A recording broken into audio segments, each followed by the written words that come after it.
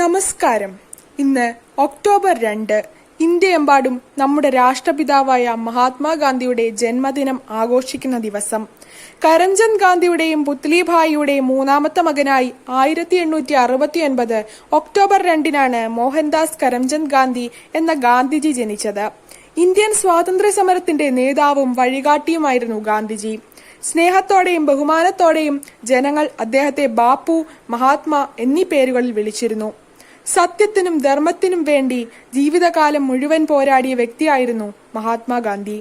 ഒടുവിൽ നമ്മുടെ രാജ്യത്തിനു വേണ്ടി 1948 ജനുവരി 30 രക്തസാക്ഷിയാവുകയും ചെയ്തു. സത്യാഗ്രഹം എന്ന സമരമുറ ലോകത്തിന് പരിചയപ്പെടുത്തിയത് ഗാന്ധിജിയാണ്. ആയുധം കയ്യിലെടുക്കാതെ സത്യത്തിലും നീതിയിലും ഉറച്ചു നിന്നുകൊണ്ടാണ് അദ്ദേഹം ബ്രിട്ടീഷുകാർക്കെതിരെ പോരാട്ടം നയിച്ചത്. ചെറുപ്പത്തിൽ തന്നെ സത്യത്തിനും ധർമ്മത്തിനും വളരെയധികം വില കൽപ്പിച്ചിരുന്ന ഗാന്ധിജി എന്റെ സത്യാന്വേഷണ പരീക്ഷണങ്ങൾ എന്ന പേരിൽ ആത്മകഥയും എഴുതിയിട്ടുണ്ട്. അതിലെ ഒരു സംഭവ കഥ നമുക്ക് നോക്കാം.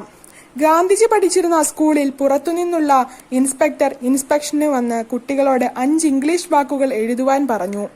4 വാക്കുകൾ ശരിയായി എഴുതിയ ഗാന്ധിജി കെറ്റിൽ എന്ന 5ാമത്തെ വാക്ക് എഴുതുവാൻ സാധിക്കാതെ ഇരിക്കുകയായിരുന്നു. അപ്പോൾ ക്ലാസ് ടീച്ചർ അടുത്ത കുട്ടിയുടെ നോക്കി എഴുതുവാൻ ആംഗ്യം കാണിച്ചു. കോപ്പി അടിക്കുന്നത് സത്യത്തിന് നിരക്കാത്ത കാര്യമാണ് എന്ന് വിശ്വസിച്ച ഗാന്ധിജി ക്ലാസ് ടീച്ചർ പറഞ്ഞത് അനുസരിച്ചില്ല.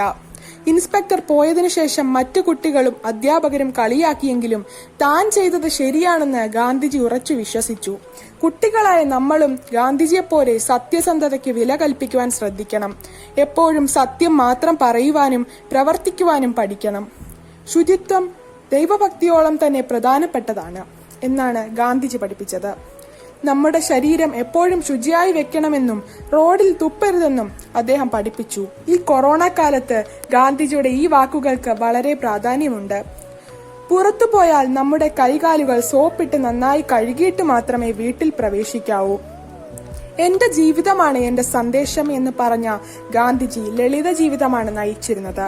അതുപോലെ വിദ്യാർത്ഥികളായ നമുക്കും സത്യം പറഞ്ഞുകൊണ്ട്, ശുചിത്വം പാലിച്ചുകൊണ്ട്, ലളിത ജീവിതം നയിച്ചുകൊണ്ട് മറ്റുള്ളവർക്ക് മാതൃകയാകുവാൻ ശ്രമിക്കാം. നന്ദി. ജയ് ഹിന്ദ്.